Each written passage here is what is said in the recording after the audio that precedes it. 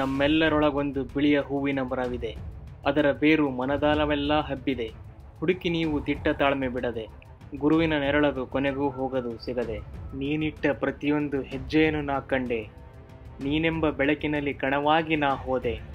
ಪ್ರತಿಕ್ಷಣವೂ ಬೆಳೆನು ನಿನ್ನ ಮನದಿ ನೆನೆಯದೆ. ಮುಸುಕುತ್ತಿರುವ ಎನ್ನ ಮನದೊಳಲು ನಿನಗೆ ಕೇಳದೆ. ನೊಂದ ಮನದ ಉದ್ವಿಗ್ನತೆ ಹೆಚ್ಚುತ್ತಿರಲು ಇನ್ನು. ಸೃಷ್ಟಿ ಗೆದ್ದ ನಿನ್ನ ಮಹಿಮೆ ಕೊಂಡಾಡುವೆ ನಾನು. ಹೂತಿರುವೆ ಕರುಣೆ ಹರಿಸಿ ಎತ್ತಿಕೋ ಎನ್ನನು. ನಿನ್ನನಂತದ ಅಲೆಯಲ್ಲಿ ಸ್ವಪ್ನ ದರ್ಶನದ ಕನಸಲ್ಲಿ ಒಂದು ಹನಿಯಾಗುವೆ ನಾನು. ಒಮ್ಮೆ ಯೋಚಿಸಿ, ನಮ್ಮ ಜೀವನ ಎಷ್ಟೇ ಕಷ್ಟ ಇದ್ದರು ಅಂದರೂ ಕೂಡ ಯಾವುದೋ ಒಂದು ಶಕ್ತಿ ನಮ್ಮನ್ನು ಕಾಯ್ತಾ ಇದೆ ಅಂತ ನಮಗೆ ಅನಿಸುತ್ತೆ. ಆ ಶಕ್ತಿ ಈ ಬ್ರಹ್ಮಾಂಡದ ಎಲ್ಲ ಕಡೆ ತುಂಬಿದೆ. ಒಂದ್ಸಲ ಯೋಚನೆ ಮಾಡಿ ನೋಡಿ, ಮೇಲಿಂದ ಕೆಳಗಡೆ ಎಲೆಗಳು ಯಾಕೆ ಬೀಳುತ್ತೆ? ಅಥವಾ ನಾವು ಮೇಲೆ ಒಸ್ತರೆ ಥಿಂಗ್ಸ್ಗಳು ಯಾಕೆ ಮತ್ತೆ ಮೇಲೆ ಹೋಗಿ ಕೆಳಗೆ ಬರುತ್ತೆ? ನಾವು ಕೈ ಬಿಟ್ಟಾಗ ವಸ್ತುಗಳು ಯಾಕೆ ಎಲ್ಲ ಜಾರಿ ಕೆಳಗೆ ಬೀಳುತ್ತೆ? ಇದಕ್ಕೆ ಕಾರಣ ಇದೆ, ಗುರುತ್ವಾಕರ್ಷಣ ಶಕ್ತಿ. ಈ ಗುರುತ್ವಾಕರ್ಷಣ ಶಕ್ತಿಯಿಂದನೇ ನಮ್ಮ ಭೂಮಿ ಮತ್ತು ಇಡೀ ಬ್ರಹ್ಮಾಂಡ ಈ ಥರ ನಿಂತಿದೆ. ಮತ್ತು ನಾವು ಇದರಲ್ಲೇ ಹುಟ್ಟುತ್ತೀವಿ, ಇದರಲ್ಲೇ ಸಾಯ್ತೀವಿ, ಇದರಲ್ಲೇ ಬದುಕ್ತೀವಿ. ಈ ಥರ ಗುರುತ್ವಾಕರ್ಷಣ ಶಕ್ತಿಯ ಬಗ್ಗೆ ಹೇಗೆ ಸ್ಟಾರ್ಟ್ ಆಯಿತು ಅಂತ ತಿಳ್ಕೊಳ್ಳೋಣ ಬನ್ನಿ. ಇದಕ್ಕೆಲ್ಲ ಉತ್ತರ 500 ವರ್ಷದ ಕೆಳಗಿದೆ. ಇಂಗ್ಲೆಂಡಿನ ಲಿಂಕನ್ಶೈರ್ ಎಂಬ ಜಾಗದಲ್ಲಿ ಈ ವ್ಯಕ್ತಿ ಹುಟ್ಟುತ್ತಾನೆ, ಸರ್ ಐಸಾಕ್ ನ್ಯೂಟನ್. ನಮಗೆಲ್ಲ ಗೊತ್ತಿದ್ದಂಗೆ ಸರ್ ಐಸಾಕ್ ನ್ಯೂಟನ್ ಅವರು ಸೇಬು ಹಣ್ಣಿನ ಮರದ ಕೆಳಗೆ ಕುಳಿತಾಗ ಮೇಲಿನಿಂದ ಸೇಬು ಕೆಳಗೆ ಬೀಳುವುದನ್ನು ನೋಡಿ ಯೋಚನೆ ಮಾಡ್ತಾರೆ. ಯಾಕೆ ಸೇಬು ಹಣ್ಣು ಮೇಲಿಂದ ಕೆಳಗೆ ಬೀಳುತ್ತೆ? ಅಂದರೆ ಯಾವುದೋ ಒಂದು ಫೋರ್ಸ್ ಕಾಯ್ತಾ ಇದೆ. ಈ ಫೋರ್ಸಿಂದನೇ ಇದು ಮೇಲಿಂದ ಕೆಳಗೆ ಬಿದ್ದಿರಬಹುದು ಅಂತ ಅವರು ಲೆಕ್ಕ ಹಾಕ್ತಾರೆ. ಮತ್ತು ಇದೇ ಫೋರ್ಸ್ ಕೂಡ ಗ್ರಹಗಳನ್ನು ಕೂಡ ಹಾಗೆ ಇಟ್ಕೊಂಡಿದೆ. ಸೂರ್ಯ ಮತ್ತು ಗ್ರಹಗಳ ನಡುವೆ ಕೂಡ ಇದು ಇದೆ ಅಂತ ಅವರು ಹೇಳ್ತಾರೆ. ಇದನ್ನು ಅವರು ಪ್ರಿನ್ಸಿಪಿಯಾ ಮ್ಯಾಥಮೆಟಿಕ್ ಅಂತ ಬುಕ್ಕಲ್ಲಿ ಕೂಡ ಅವರು ವರ್ಣಿಸಿದ್ದಾರೆ. ಆದರೆ ನ್ಯೂಟನ್ ಅವರು ಯಾವ ಥರ ಫೋರ್ಸ್ ಅಟ್ರಾಕ್ಟ್ ಆಗುತ್ತೆ, ಈ ಫೋರ್ಸ್ ಇದೆ ಅಂತ ಹೇಳ್ಬಿಟ್ರು. ಆದರೆ ಅದು ಹೆಂಗೆ ವರ್ಕ್ ಆಗುತ್ತೆ ಅಂತೇಳಿ ಹೇಳೋದ್ರಲ್ಲಿ ಸ್ವಲ್ಪ ವಿಫಲರಾಗ್ತಾರೆ. ಅಂದರೆ ಇವರು ಕಂಪ್ಲೀಟ್ ಆದ ಚಿತ್ರಣವನ್ನು ಕೊಡೋದಿಲ್ಲ. ಗ್ರಾವಿಟೇಷನ್ ಅಂದರೆ ಫೋರ್ಸ್ ಅಂತ ಎಲ್ಲರೂ ನಂಬಿದ್ದಾರೆ ಆವಾಗಿನ ಕಾಲದಲ್ಲಿ. ಆದರೆ ಅದು ಹೇಗೆ ವರ್ಕ್ ಆಗುತ್ತೆ ಅನ್ನೋದರಲ್ಲಿ ಅವರು ಸ್ವಲ್ಪ ವಿಫಲರಾಗ್ತಾರೆ.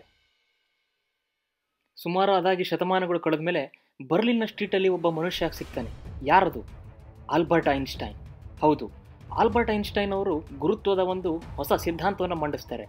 ಅವರ ಪ್ರಕಾರ ನಾವು ನೋಡ್ತಿರೋ ಈ ಒಂದು ಸ್ಪೇಸ್ ಅನ್ನೋದೇನಿದೆ, ಅಂದರೆ ಈ ಬಾಹ್ಯಾಕಾಶ ಅನ್ನೋದೇನಿದೆ, ಇದು ಒಂಥರ ಬಟ್ಟೆ ಥರ, ಅಂದರೆ ಫ್ಯಾಬ್ರಿಕ್ ಥರ, ನಾವು ಹಾಕೊಳ್ಳೋ ಬಟ್ಟೆ ಥರ.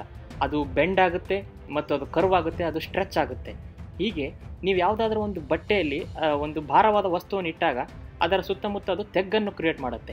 ಆ ತೆಗ್ಗಿನ ಒಂದು ಪ್ರಭಾವದಿಂದ ಸಣ್ಣ ವಸ್ತುಗಳು, ಅಂದರೆ ಭೂಮಿಯ ತೆಗ್ಗಿನಿಂದ ಚಂದ್ರನಂಥ ಸಣ್ಣ ವಸ್ತುಗಳು ಆ ಒಂದು ತೆಗ್ಗಿನೊಳಗೆ ಹೋಗಿ ಹೀಗೆ ಗ್ರಾವಿಟಿ ವರ್ಕ್ ಆಗುತ್ತೆ ಅಂತ ಹೇಳ್ತಾರೆ.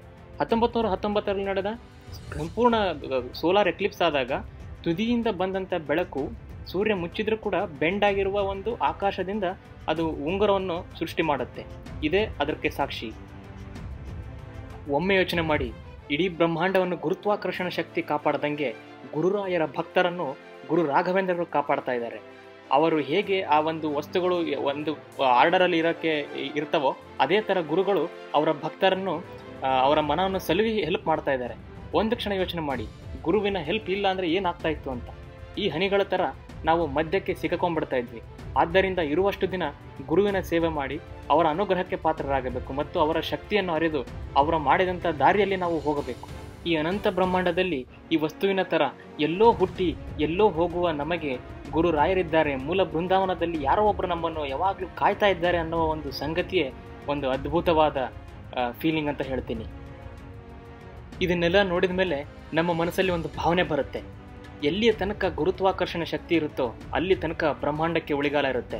ಅದೇ ಥರ ಎಲ್ಲಿ ತನಕ ಗುರುರಾಯರು ಇರ್ತಾರೋ ಅಲ್ಲಿ ತನಕ ಯಾರೋ ಒಬ್ಬರು ನಮಗೆ ಮೂಲ ಬೃಂದಾವನದಿಂದ ಧೈರ್ಯ ಕೊಡ್ತಾ ಇದ್ದಾರೆ ಅನ್ನೋ ಒಂದು ಭಾವನೆ ಬರುತ್ತೆ.